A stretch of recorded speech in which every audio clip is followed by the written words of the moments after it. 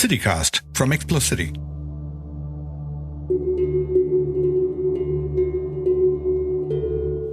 As part of Siddhartha's awakening, he became aware of a spiritual energy in nature where trees had souls, birds had wisdom, and flowers bloomed no matter what the season, and snakes had the power of protection. And then there was all manner of mythical and hybrid creature contributing to the magical art and literature of Buddhism. In this captivating environment, Gautama, following his enlightenment, became known as the Buddha. People followed his teachings, and by, people embraced Buddhism as their guiding faith.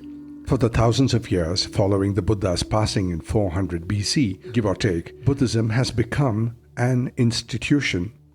And iconic to this institution are its monuments and relics.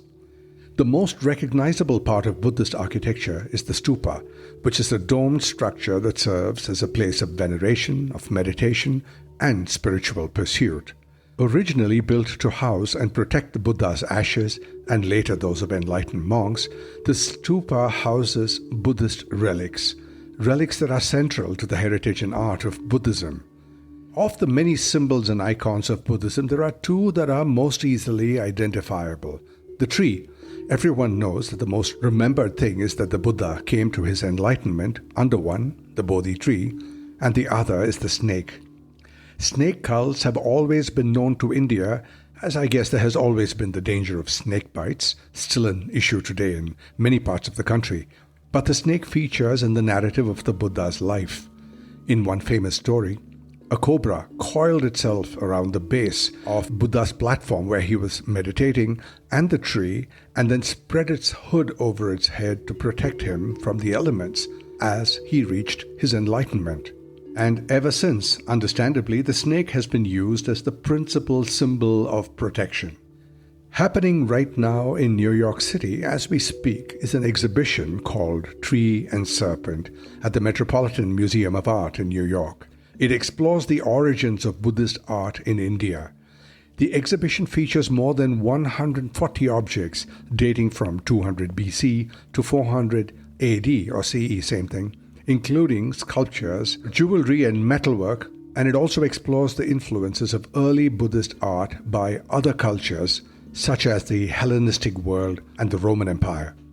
While the exhibition will only last a few months, the book, I don't know if I should call it a companion book, Tree and Serpent, will last in perpetuity. The most significant slice of it is that this exhibition focuses on the contribution of South India to the Buddhist canon. Historically, the contribution of South India was often overlooked or downplayed, and Tree and Serpent seeks to address, if not correct, this gap in the narrative. My guest today is John Guy. He is the author of Tree and Serpent, and he is Florence and Herbert Irving Curator of South and South Asian Art at the Met in New York. His scholarly association with Indian art spans a lifetime of work, and I am deeply honored to be able to speak with him today. What I find amazing is what he had to go through to put this exhibition together.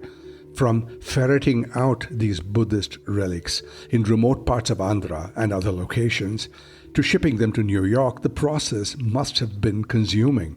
Amplify that when you consider some of the heaviest pieces had to be transported before the monsoon set in by a boat, a ferry across the Krishna River, and then by land, and then loaded onto planes at Hyderabad bound for New York. Let's ask him all about it. And now, here he is joining me from his office in New York City. John Guy, welcome to the Literary City. Thank you, Ramji. A pleasure to be here. Now, let's start by talking about the exhibition. In this interview, I might use exhibition and book interchangeably, but please correct me if I get something wrong. Of course. The scale of what you have put together is mind-boggling. From getting bureaucratic permissions to the sheer logistics of it all couldn't have been easy. Well, what can I say? It was a long and protracted process, made longer, of course, by the interregnum of COVID, which knocked us off course for a couple of years. But having said that, the cooperation I've had on the ground, museums across India and in the ministries, I've been working with 6 state governments at secretariat level, in addition to central government of India, Ministry of Culture, National Museum, ASI, and so forth. So all the key players in the museum culture sphere in India. We borrowed in the end from over 12 sites across the country. So this was just logistically complicated, no question. And it could not have happened without that on-the-ground cooperation. So we're enormously indebted. I mean, we have works of art, some of which have not been seen outside India before, others not seen outside India for more than a generation. 1 or 2, in fact, not seen in India, come straight from the sites to the exhibition. Many of the pieces in the exhibition are heavy stone carvings. I mean, they're not foam board, right? How heavy? Yes, I sometimes jest that I made a serious mistake in my career choice, and I should have been a curator of works on paper. Made life much simpler and less backstrain.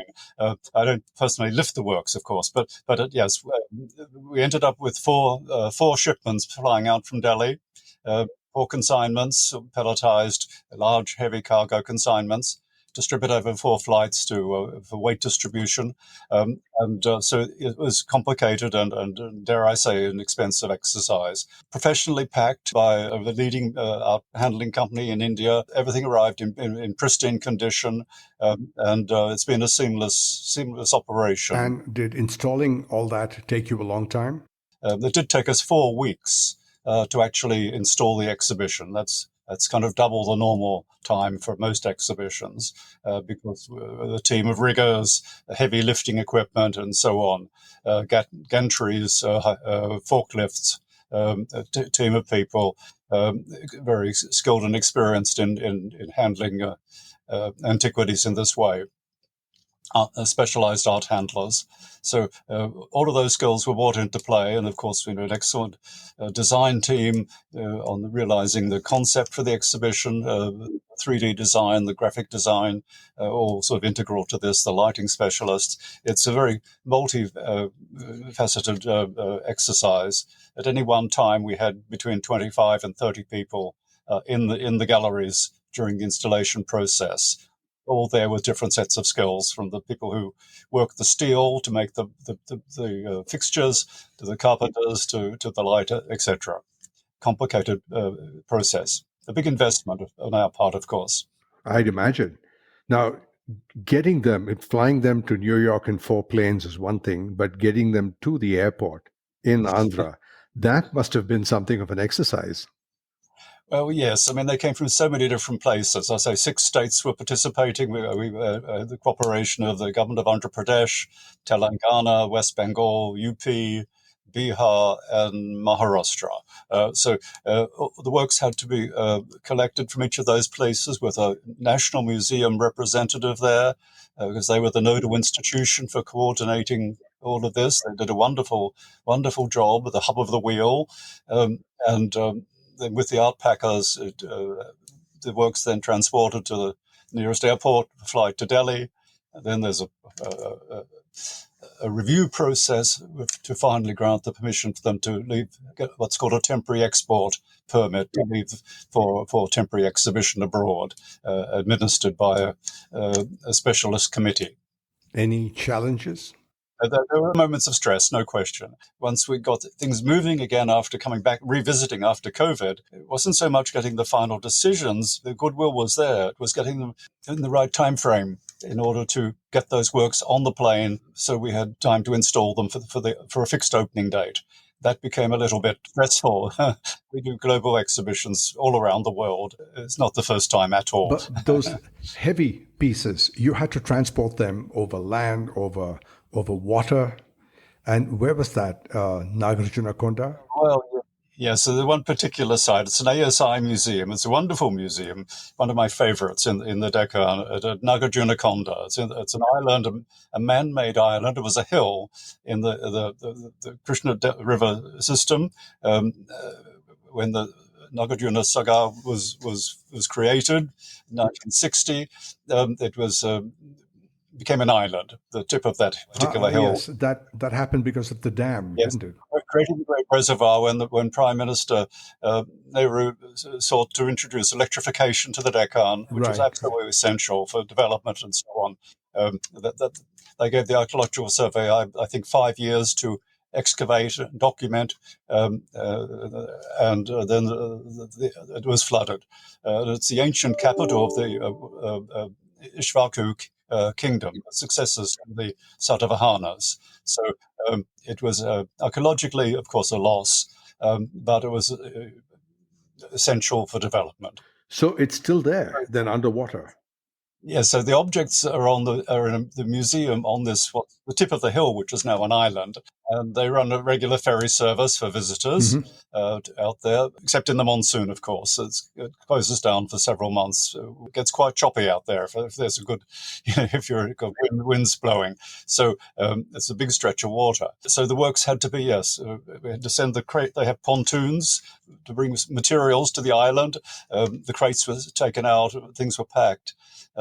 Loaded on the pontoons and brought back to the mainland, and then the trucks took them to Hyderabad airport. Quite something. So it was quite a logistical exercise. I have this rather dramatic notion of you standing at the prow of a rickety boat, which makes you the closest I'm going to get to meeting an Indiana Jones. Right. Well, I wasn't there at that very moment, but I'd been there many times previously, including going out. There's an early boat. It goes 8 in the morning. And that's for the security staff and the curatorial staff of the museum. So on occasions, because I know the staff there quite well, they say, come for 8 o'clock, and we go. So I go on the staff boat, and then have a full working day. Come back on 4 o'clock. That's quite adaptable. I think you need your own moniker, India Jones. India Jones, I like that. So on page 208 of the book, there's a 1937 archaeological survey of India photo of the pieces. Now, those are massive artifacts. I'm assuming that's the same ones we're talking about. And they're made of limestone? They are. I mean, the exhibition could have been called the Art of the Stupa, because almost everything in the exhibition, with a few notable exceptions, were part of the original adornment of stupas. Those big slabs you're referring to, which are massive, they're the size of a household door, wow. and 6 to 8 inches thick limestone, very, very heavy, lined the drum of the stupa. So as you did the circumambulation as a pilgrim or devotee within the enclosure railing, the Vedika, with the stupa to your right as you progressed around 3 times, you could read the narratives on all these reliefs. And likewise on the pillars and crossbars of the enclosure railing. And if it was a rich enough stupa or monastery, then it would have elaborate gateways as well, Taranas. So all of these were sort of venues for storytelling. Right. Now, these slabs are made of limestone. 2,000 years and no disintegration? Well, it depends on the conditions in which they had rested for 2,000 years. So some of the material, there's a significant amount of material from Bahud, and one item from Sanchi. They're in sandstone.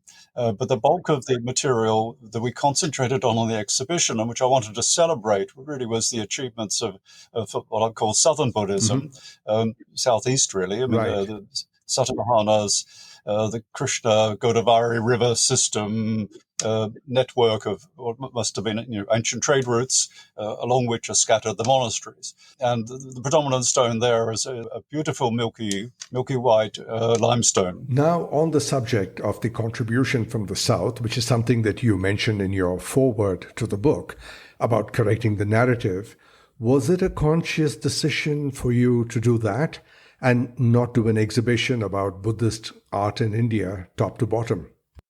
Well, yes, it was very, very much a conscious decision not to do an A to Z of Indian art or A to Z of Buddhist art. Mathura, Sanath, Pala, Bodh Gaya, a little side trip up to Peshawar Valley and for Gandhara in Pakistan. That's been done many times and is important and of course, central to the narrative of early Buddhist art. The Buddha never went south. Right. But of course, within a very short time, his relics did. So his presence was felt there very early. So it's not to deny the existing history, which is very much interwoven with the Shungas and the Kushanas. But there's another parallel story here, which is the Buddhist culture under the Satavahanas and the Visvakas, the two great southern Indian dynasties from around 1st BC to around 4th century Common Era. This is equally important, and in terms of the monuments that survive, it deserves more than a footnote, what it often gets. Right. And one way of demonstrating this is simply to say, think of the 4 great early monuments of Buddhist art in India, full stop, and you can recite Bahut, Sanchi, Ajanta, Amaravati, all in the south. Wow. In fact. And India's global position at that time, early centuries of the Common Era, it wasn't the Kushanas who were controlling all the Roman trade, it was the Satavahanas from the Konkan coast and the west coast of India, and also the Bay of Bengal trade for gold from Southeast Asia and so on.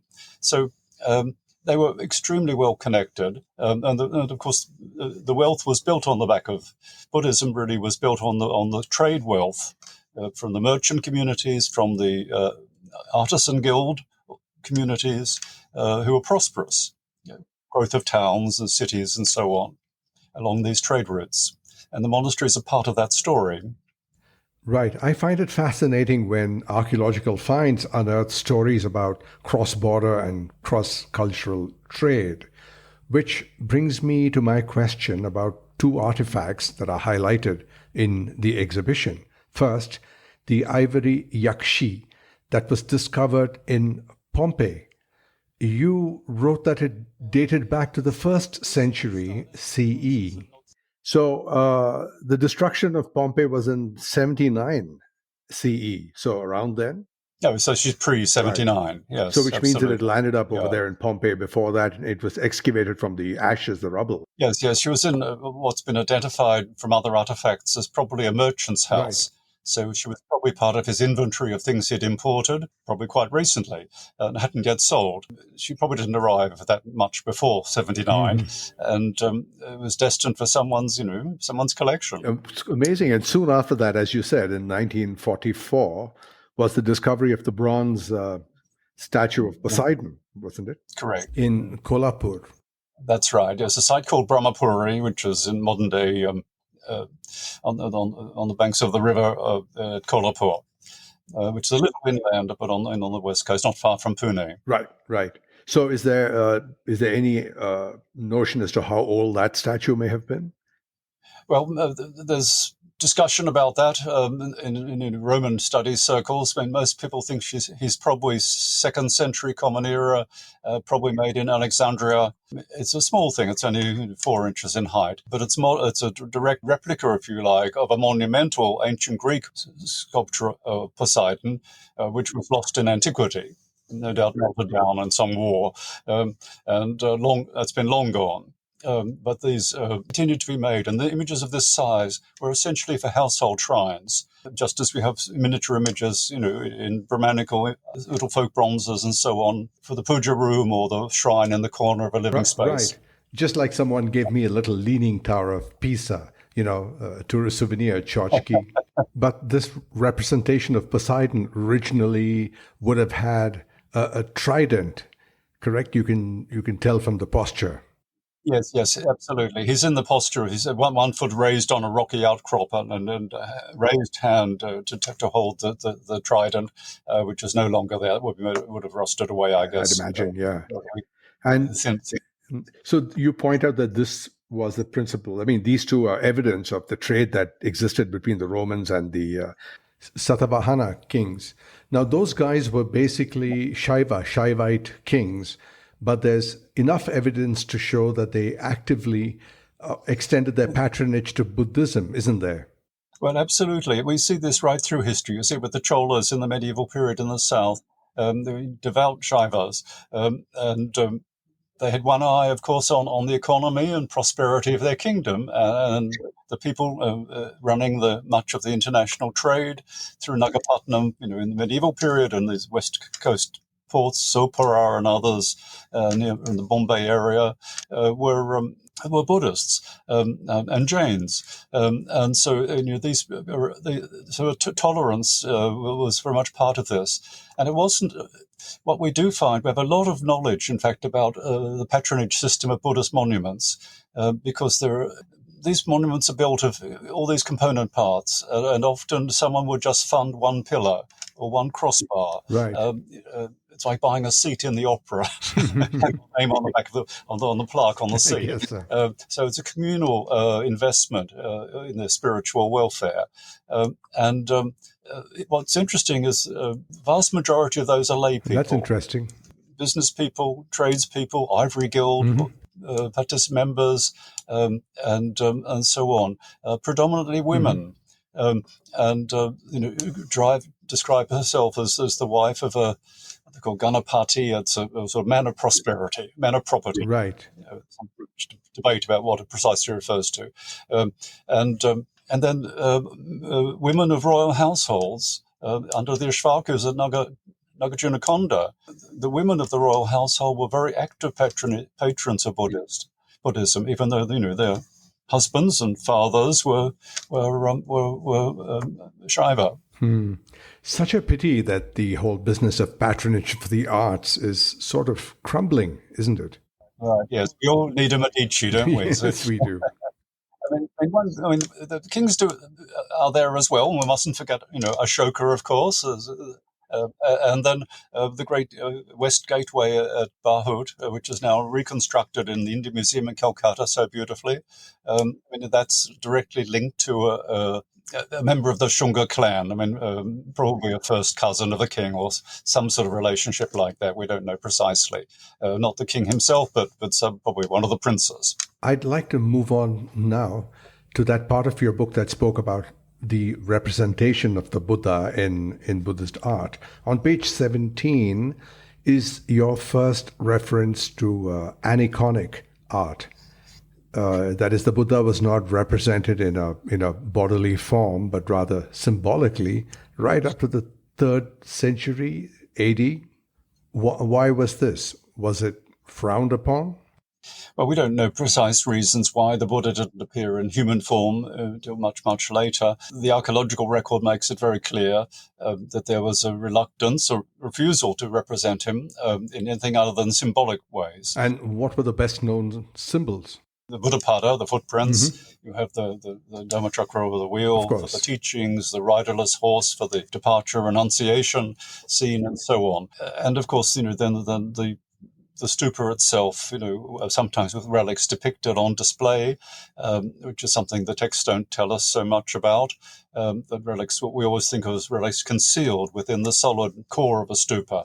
But in addition to that, relics were also then kept for periodic display during festivals, and paraded and so on.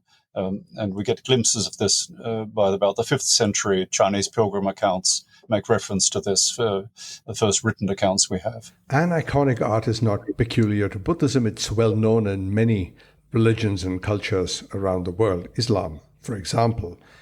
But in the case of the Buddhists, the Buddhists don't claim that the Buddha was anything other than a man, a human being, and not a deity. So I return to my earlier question as to why was there such an unwillingness to portray him in a human form? Well, we don't honestly know the answer, but I think it's probably a wider debate that was going on that went beyond just Buddhism, and even in early Brahmanical thinking. Can a mere mortal presume to imagine what the divine looks like? It's beyond comprehension. In Shaivism, we end up with the linga as a conceptual representation, right. In no sense literal. It's an abstract concept, so it's. I think that's part of that wider wider thinking that was going on at that time. And of course, the Buddha was a reformer. I mean, I often think of him as the Martin Luther of India. I mean, reacting against the priesthood and so on, Yes. trying to step outside. Right. He was radical in that sense. But yes, he was never deified. And what we see in the exhibition is by the very end of the exhibition, when you get these fully realized Buddha images appearing, then something has been a shift. And really, he really is becoming an icon. And of course, then the way in which worshippers react to that it gets very close to being deified. Oh, is that how the exhibition is structured? It makes a lot of sense. It is. What a pity I'm going to be missing the exhibition. I'm never going to make it to New York by then. I hope you can. Oh, yeah, I'd love to. Now, from then till now, the depictions of the Buddha have changed so much over the years, from the Greco-Roman statuesque style to how he has been depicted in China, for example, like the fat and jolly Santa Claus of Beijing, if you like. So what changed? Why did they suddenly decide that they could represent him in anthropomorphic form?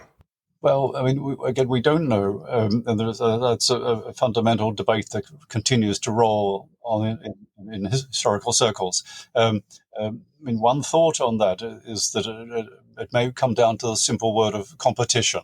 This is by the early first millennium already, but very much so by the mid-first millennium, Common Era, Brahmanism has really, reaching out for a popular following, reading, memorizing all the Vedas and so on, introspective, doing their Agni Pujas, but also bringing in the wider populace, in the sense of the beginnings of bhakti, if you like. Bhakti. This could well have been the trigger to say, we need to make our teachings, our beliefs more accessible to people. It's a little abstract for the layman. And I think, of course, Buddhism sort of was already losing momentum by the mid-first millennium. Yes. And by the end of the first millennium, it was really on its knees. Spent force in India, with a few exceptions, but largely speaking, it had run out of steam by then. And what was happening, of course, was a great surge in popular Hinduism. So on this related subject, let's talk about the Emperor Ashoka, who had a rather aggressive proselytizing campaign for Buddhism. Don't you think that he might have needed some iconography, like an image of Buddha, or were symbols sufficient for him?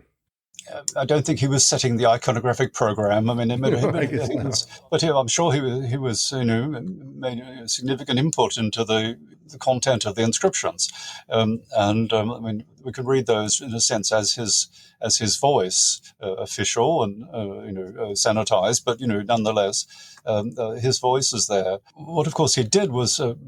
By opening, as we're told, he opened the 8 original stupas that housed the 8 portions of the Buddha's corporeal remains, distributed after the cremation, and opened those, retrieved the relics, subdivided them multiple times, and distributed them. And really, in a sense, the sort of markers of the Moyan, his territory at that time, and it's very extensive.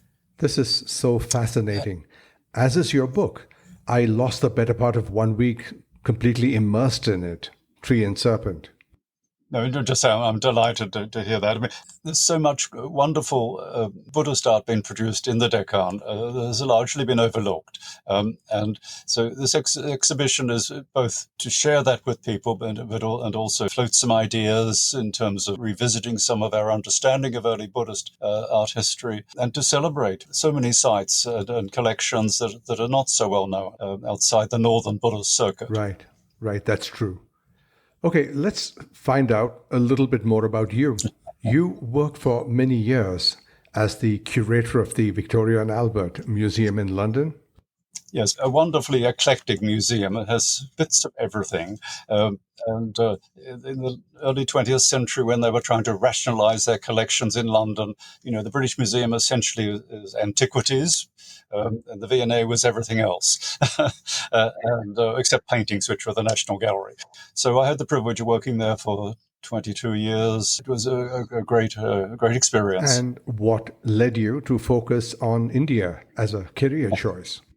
Oh, well, I sort of trained as a medievalist, actually, and fascinated by Buddhism and Hinduism as well. The urge to travel quite early, the opportunities to do that, second-class reserve trains, buses, Romantic. backpacking travel in my youth, and of course wonderful experiences that remain with you all your life, and you learn so much from those moments. So I've had a very privileged and charmed career. And what does someone in your profession do? I mean, you guys don't stop, do you? Well, I'm afraid not. No, my family complain about that. No, it's yes, it's one's sort of deeply engaged in this. It's it's embedded in one's DNA, I think. I suppose so. And do you know what your next project will be? Oh, that's I need to catch my breath a little, I think, before I venture. Some ideas are already swimming around my head. Yes. Well, you need to dust off the fedora and whip and get going, I guess. Indeed. Well, this was one of the most enjoyable conversations I've had. John Guy, thank you so much for being my guest today on The Literary City. Thank you, Ramji. I'm delighted to have been here, and thank you for your stimulating questions. See you in Bangalore. The gentleman that I have been speaking to for the last half an hour is John Guy. He is the author of Tree and Serpent, and there's a link in the podcast description to where you can buy a copy of that book for yourself and another to gift to another person. Trust me, it's worth it. And for my listeners in the United States, there's a link to where you can find out more about the exhibition. If you can visit it, do. It would be such a shame to miss it. And I'll be back with that fun segment, What's That Word?, where we look at words and phrases that we use all the time but never stop to think about, right after this.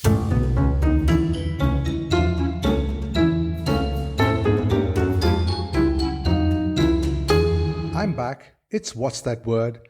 And this is my co-host. Hello, my name is Pranati, but you can call me P. That's P with an A, not another E. And hello, P with an A. Hey, have you finished the book that you've been reading? Which one? Oh, you know that pulp thing? The one about the beekeeper who murders all the men in his town so that he can marry their wives? What? I'm not reading any such book. No, of course you aren't. Oh, okay. So what's the name of the book I am reading then about this murderous beekeeper? The Sting? I see what you're doing. Okay, you had me there. Well, but let's forget all that. Let's talk about the interview with John Guy. Well, I take it you had fun listening in the studio? Yes, I did. The point being that I would never in a million years have figured out how much excitement and drama goes on behind the scenes of an exhibition on Buddhist art. Yeah, there's so much there. So much cross-border intrigue, isn't there? Yeah, and thank you for making this so exciting. Initially I was nervous it would be a pedagogic episode on the turn of millennium, Buddhist art, and blah, blah. But by the end of it, I was nervous they were going to drop the art. Yeah, what's an exhibition without a little slapstick, right?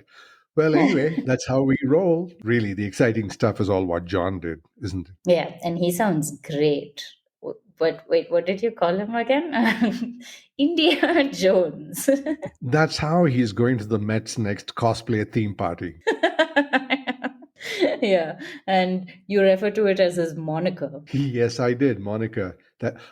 Is that where we're going today? Is that what's that word? Yes, today's word is moniker. I like that word. Okay, you know the meaning, of course. Yeah, I know what everyone knows, that it means a descriptive name or a nickname, right? As some say appellation. Correct. But I guess the word is more nuanced than that. So let's get into the etymology, please. Sure. And there's a lot of debate on this particular word. Okay, so is it an interesting word? Interesting enough. Now, the origins of moniker are somewhat murky, but I do know of some suggested origins. Why murky? Because there's no evidence. It's true. Like many words, this one has very, very little evidence. There's so many words like that, and more than we like. Some words and phrases come into regular parlance and they don't derive from a convenient textbook source, but rather something that is modified or even bastardized in its use over the years. Right. So moniker is one of them? Yeah, totally. And, for example, some etymologists say that it's a mid 19th century hobo, like hobo term that got turned from the word monk. Monk? Well, it is said that monks and nuns take new names or monikers with their vows. And in the early 19th century, British tramps or hobos refer to themselves as being in the monkery, which led to moniker. And you believe this? No, not in the least. But another more romantic theory is that moniker originated from the Shelta language, and that was the secret language used by Irish travelers. Now, in Shelta, Mona Yen means name, and it's possible that that word got adopted into English slang as moniker. So does the name Moynihan have the same root? First thing I checked, and yes, it does. So the dude's last name is Monica. There are many famous Monihans, and yes, their last name means name. What a compromise to live with. So is there any more off-roading on this word? Lots. The slang dictionaries, and there are many, all have fun with this word, which I guess is how etymologists get their jollies. But the Kessel Dictionary of Slang has 14 spellings for moniker, like that's the most important word that they should spend money on. And the Sydney Slang Dictionary from Australia, published in 1881, includes the word moniker, which means that word came into existence even before. And the mothership of slangwich, Eric Partridge's Dictionary of Slang and Unconventional English, has a bunch of them.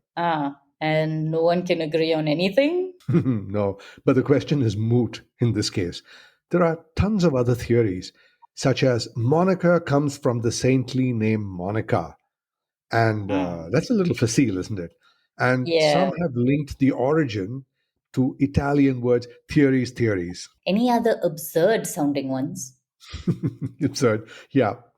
Well, one of them suggests that moniker is a compound of monogram and signature. Well, interesting, all of them. So which one's your favorite? I like the Shelta one because, it's a secret language of travelers. So intriguing. Oh, ever the romantic. But, that would be my pick too, because it's the most plausible. And the tramp theory worked in that case too, because Shelta was also the secret language of the gypsies. All this is very interesting.